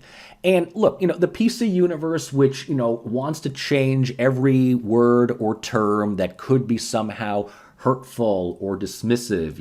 I'm not a midget. I'm vertically challenged. I'm not deaf. I'm hearing impaired. I'm visually impaired. I'm this, I'm that. I'm pigmentally impaired. Something like that, right? Yes, I understand that there is a reason to, change the language around, right? We don't call people in wheelchairs crippled anymore. We call them disabled. We call them handicapped, although even that now is problematic. You're not handicapped. I'm handy-capable, right? So at some point, like, the entire political correct sphere becomes its own satire.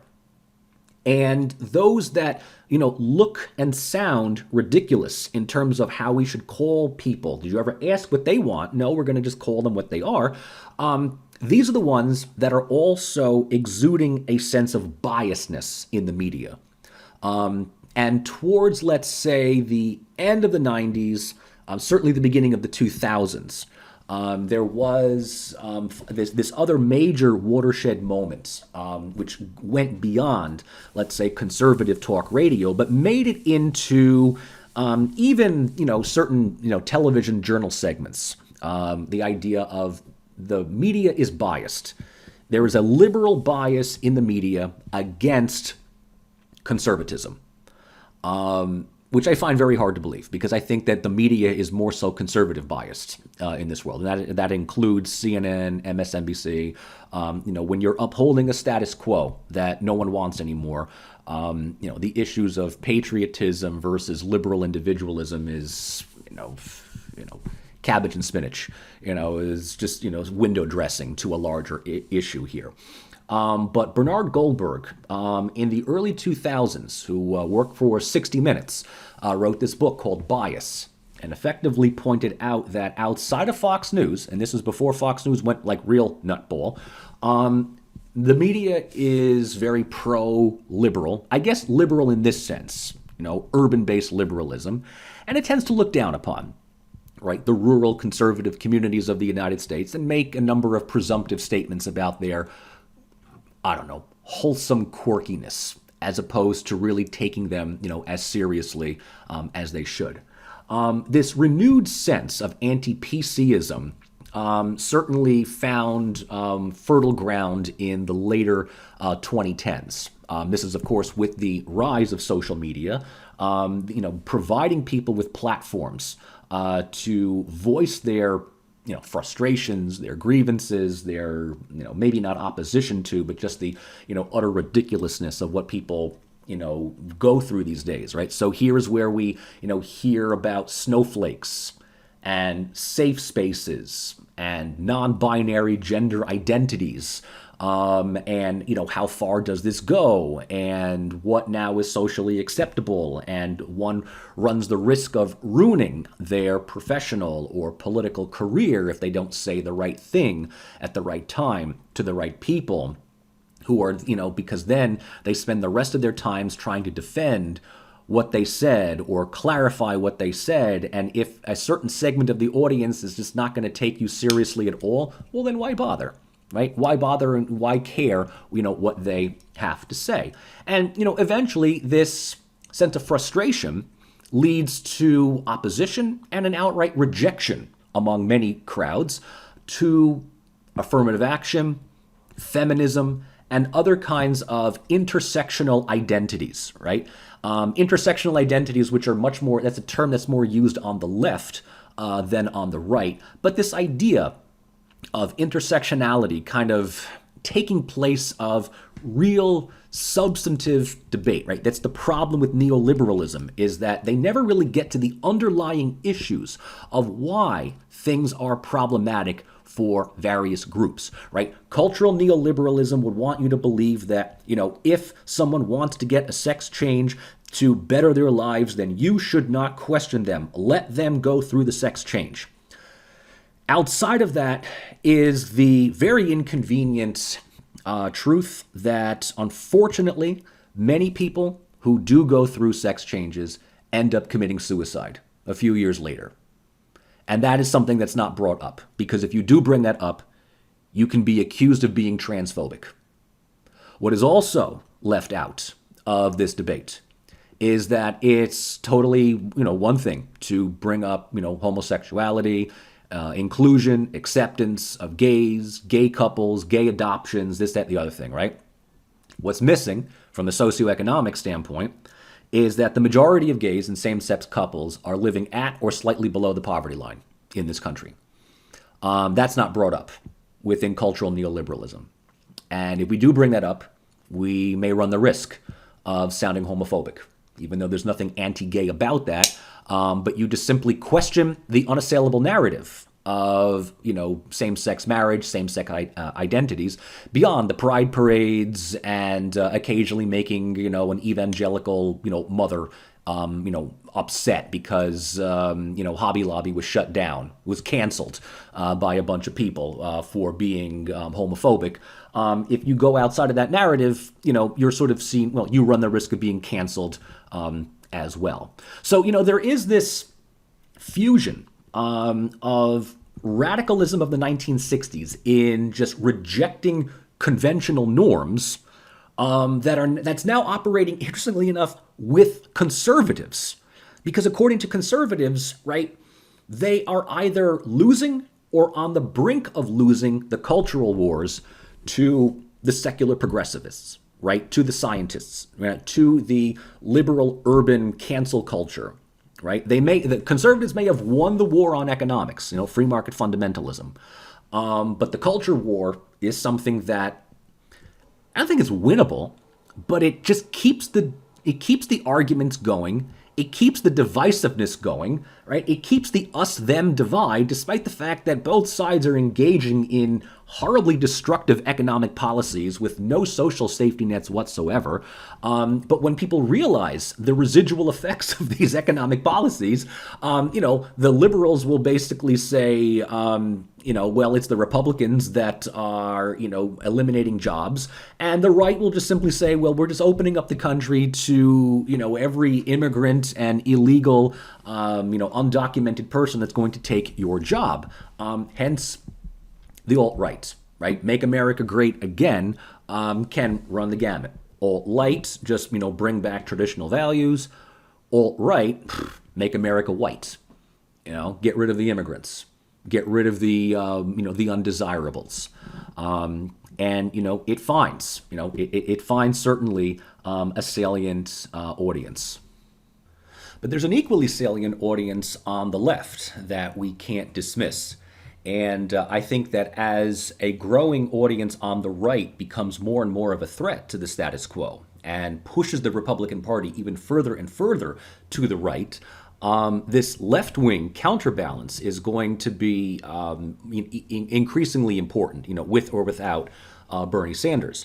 Obviously, we have to give a lot of credit to him for being kind of the linchpin, the lightning rod that sort of galvanized, I think, an already pre-existing progressive movement that began really in the 2008 campaign with Barack Obama. I know that there was a lot of genuine belief and optimism that when Obama was elected in '08, that we would see a resumption of social democratic values that had been absent in the Democratic Party now for years. The Clinton administration had effectively added the notion of third way liberalism, which is kind of an additional adage of putting wokeism to Reaganomics, and Obama would finally begin to address a lot of the socioeconomic and sociocultural injustices and inequalities. That, unfortunately, was waylaid. Definitely by Obama's second term, he increasingly became a disappointment with many progressives. And I think it really was with Sanders when people found a genuine champion for social democracy, or as he liked to call it, democratic socialism. Once the Democratic Party had openly declared war on Sanders, and Hillary was just kind of seen as this this opposition to anything remotely smacking of reevaluating, reassessing neoliberalism. The gloves just finally came off. A left-wing bloc, which yes, I willingly write in bloc in that sense, has only grown, manifested in the last 5 or so years, and many of its adherents just openly and absolutely reject the Democratic Party as any political party for future development. There has been, I think, even more hostility towards the Democrats than the Republicans, in the sense that at least among the progressive left, the Republicans are honest in their unrelenting assault on the poor, on minorities, on democracy. I mean, the Republicans are openly admitting that they are, basically the most democratically friendly authoritarian political party out there. Whereas the Democrats will, try to, gaslight you into thinking that this is, what needs to happen, and they know what's, better for your community than you do yourself. Among the, this left-wing social media group, of which, I am, certainly a part of a number of them. Not only is the Democratic Party rejected as being a party that can, modify, that can move to the left, it's perceived as little more than loyal opposition to the Republicans, right? What the Republican Party cannot achieve on its own, Democratic neoliberal leaders like Nancy Pelosi, Joe Biden, among others, will just simply, pick up the extra votes if necessary. And whereas the Democratic leadership still makes this, ridiculous, aim for centrism and bipartisan compromise. And if only we, treat the Republicans with dignity, they'll realize they don't need to play in Trump's corner. They can work with us. The left has said this is the most ridiculous thing out there, right? The Democrats offer compromise and the Republicans say, sure, we'll compromise. You give us exactly what we want and we'll let you believe that it's compromise. So once it's known, right, that the Democratic Party is probably the most right-wing of all liberal-minded parties, one that will, effectively throw votes, against its own candidates before it moves more towards the progressive left, has only, reaffirmed the assumption in many people's eyes that, Obama was, just as much of a disappointment, as any Republican candidate is. And there's, I think, even a bigger disappointment among the progressive left in social media with people who are still fans of Obama. People who still think that he was the greatest thing out there. And, it's the sense of, well, what does he do besides looking good and sounding good? I mean, he's basically just furthering Republican agendas. And the same type of criticism goes towards this, conditional love and support for Michelle Obama, Hillary Clinton, Jill Biden, any of these woke celebrities like, Oprah or Bruce Springsteen or anything else. I mean, this is kind of considered to be hokey, mid-level centrist defense of a status quo that, no one wants. And, we were to sort of add to, let's say, the narratives coming out of social media. Shortly after, Trump won the election, there was this picture, and it doesn't matter who it was that was holding the sign, but there's this woman who was at this protest rally, some, more so for social media publicity than anything else. And she's holding up a sign that says something like, if Hillary were elected, I'd be having brunch by now, which, again, you take something that I believe is genuinely felt within this neoliberal status quo, and you find out how unbelievably ridiculous, how hollow, how shallow, how self-absorbing this is, right? If Hillary were president, I'd be having brunch, which basically means, as far as the professional managerial white class, right, my problems would be solved if Hillary were in office. Forget the fact that poverty would still be problematic, economics would still be inequitable, we would still have migrants in detention centers, and we would still be changing regimes around the world for more compliant puppet leadership. But, I've got a woke woman in the White House. I can have my mimosa at 11 a.m. like Carrie on Sex and the City. So this idea of I'd be at brunch kind of gives this sense of, socioeconomic privilege, right? Those that are able to afford living in the gender fluid, diversity inclusive, gentrified neighborhoods that used to be, some post-industrial apocalyptic neighborhood of Brooklyn or Queens, are populated by people who have really no socioeconomic element to lose in this neoliberal status quo. So, but at the same time, these individuals will go out of their way to halt any kind of progressive momentum. At the absolute most, their understanding of a progressive candidate is Elizabeth Warren, largely because, once again, she's female. rather than she has ideas, right? She doesn't really have ideas, but she's kind of like the most status quo acceptable version of a progressive within the, existing political circles, whereas Bernie is seen as, basically as detrimental and as threatening to the status quo as Donald Trump. So, the left will mock the very same people that the right mocks for rhetorically preaching social liberalism, but at the end of the day, being fiscal conservatives, right? They're against universal health care. They're against increasing the minimum wage. They're against empowering unions. They're against Green New Deal. And they don't really have an answer for it, except, without, betraying their, bourgeois identity. The answer is, well, now's not the time. We can't convince the Republicans. Gradual incrementalism is better. Whereas the left is saying, we don't have time for this. We're told this every 4 years. And every time that the debate comes up again, 4 years have gone by, and we're being told again, now's not the time. So, forget your, self-glorification. Forget your protest rallies like your Women's March where you make these little hats and you take selfies for Facebook, but you get nothing accomplished. I mean, this is all self-gratifying performance activism. The left will mock Nancy Pelosi for doing the seal clap or ripping up Trump's State of the Union speech because that's all that she really does. The center will say "Yas Queen" to Nancy, whereas the left will say, "Yeah, Pelosi rips up his speech in some kind of performance art," and yet the day later she'll vote to expand his military budget. She'll vote to approve of a whole bunch of reactionary judges to local seats, but no one reports about that. She tears the thing up. That's great for the brunch libs. As far as the progressive left is concerned, she's probably even more detrimental to this country's stability than Mitch McConnell is, because McConnell is honest about what he says. Pelosi is, she's, fits the model. San Francisco pantsuit wearing feminist liberal that, makes, celebrities happy at the sense that they're woke and they're somehow embracing diversity.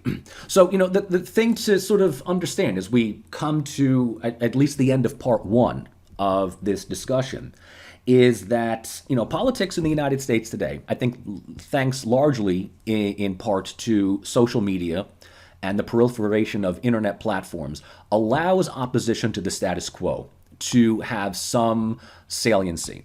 It facilitates organization.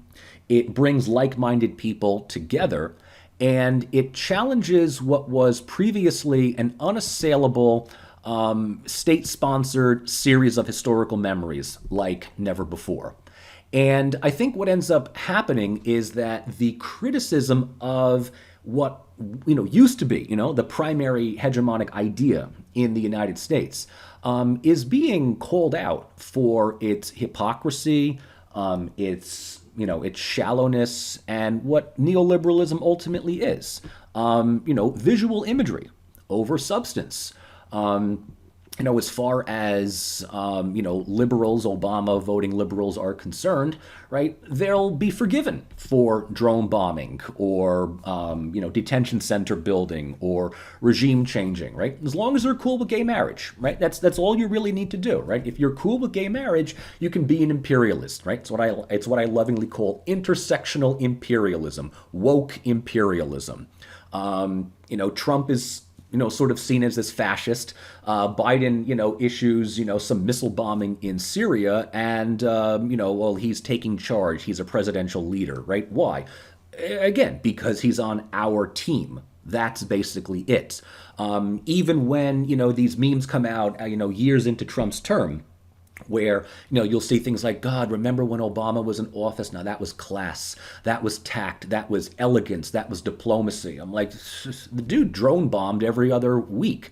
The guy ordered the National Guard to fire on protesters at Standing Rock who were defending not only Native American reservation land, but, clean water from being contaminated with oil drilling. But sure, Obama looks suave and sophisticated. Oprah swoons every time that his name comes up, so he's got to be awesome.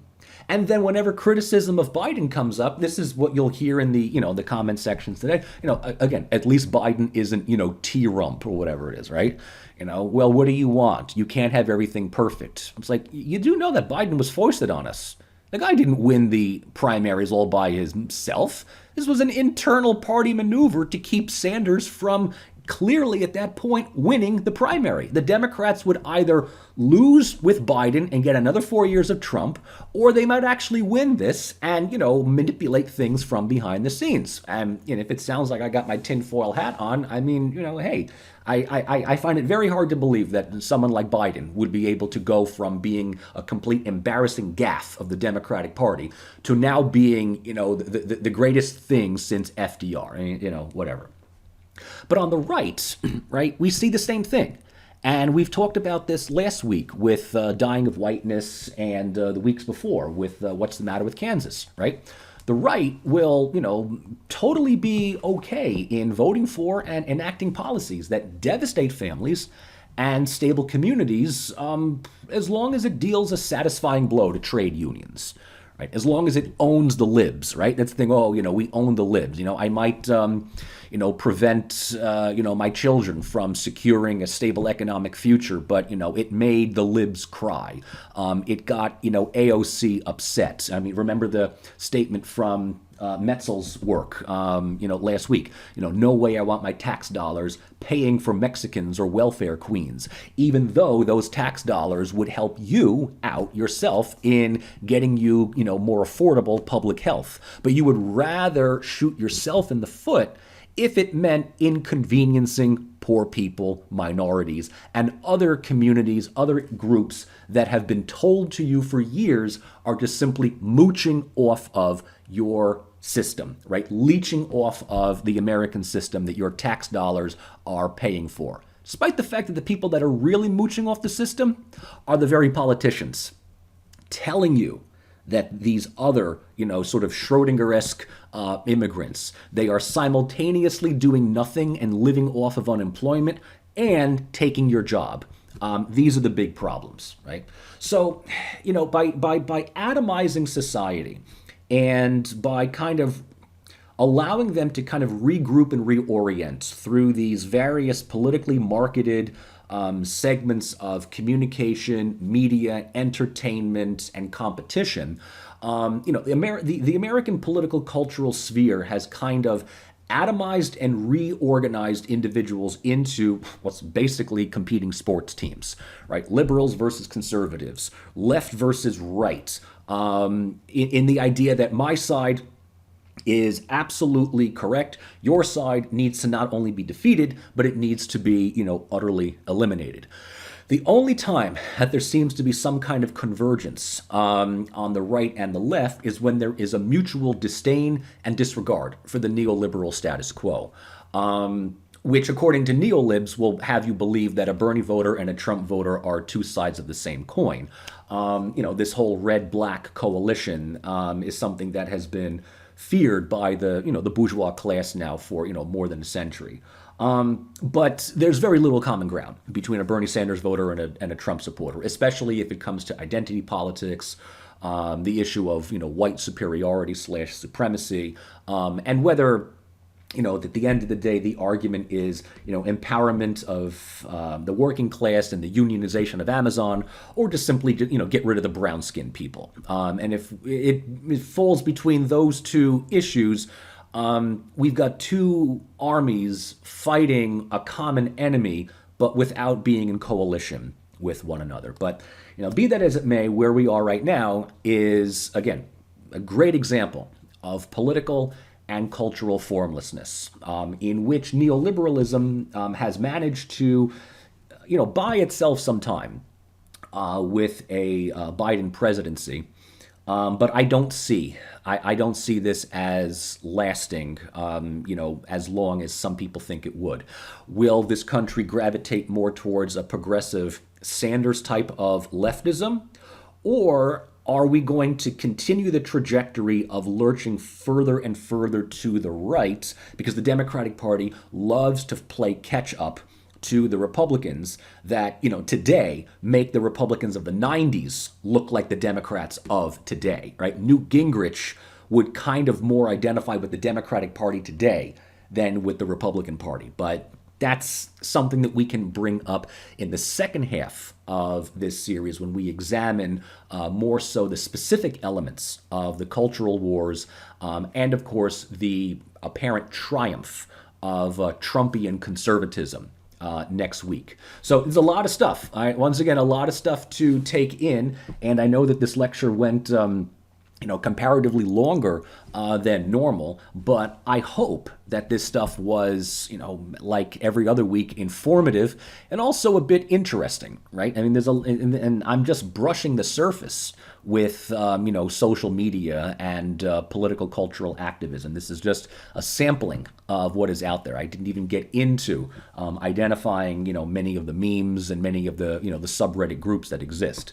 We can certainly talk about them in class on Wednesday, and I might try to incorporate maybe some of them into next week's part 2 section, but 1 week at a time. So anyways, thank you all for listening. Comments are always welcome below, and for those of you that are in the class with me, we should have a really, really great conversation on Wednesday. So I will see you all in a couple of days. Have a good one, everyone.